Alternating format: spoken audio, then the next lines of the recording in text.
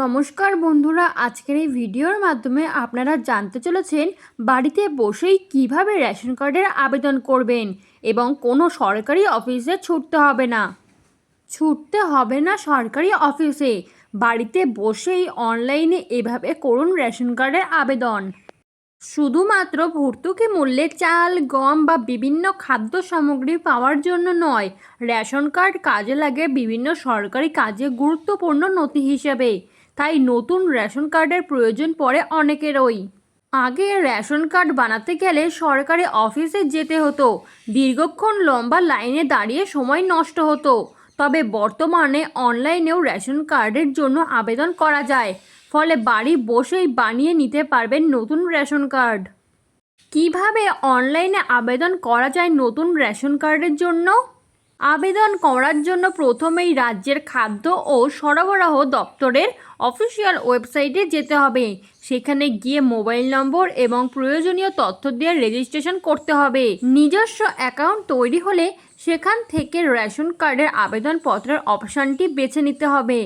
আবেদনপত্রটি খোলার পর সেখানে পরিবারের প্রধান সদস্যের নাম, মোবাইল নম্বর, ঠিকানা, আধার নম্বর এবং পরিবারের অন্যান্য সদস্যের তথ্যগুলি পূরণ করতে হবে।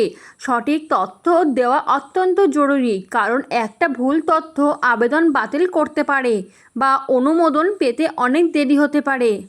আবেদন করার সময় ওয়েবসাইটে কয়েকটি গুরুত্বপূর্ণ নথিও আপলোড করতে হয়।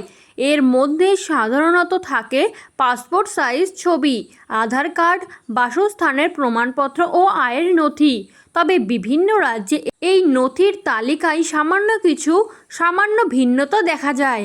সব তথ্য ও নথিপত্র জমা দেওয়ার পর রেশন কার্ডের অ্যাপ্লিকেশন ফর্মটি সাবমিট করতে হবে। সফলভাবে জমা দেওয়ার পর একটি রেফারেন্স নম্বর পাওয়া যায়।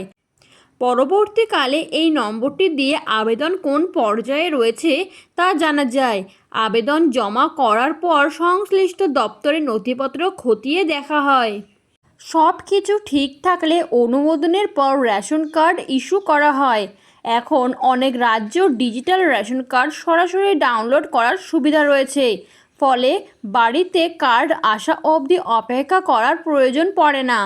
তবে কিছু দিক অবশ্যই খেয়াল রাখতে হবে, যেমন রেশন কার্ড বা যে কোনো ধরনের সরকারি নথির জন্য শুধুমাত্র সরকারি ওয়েবসাইটে আবেদন করা উচিত।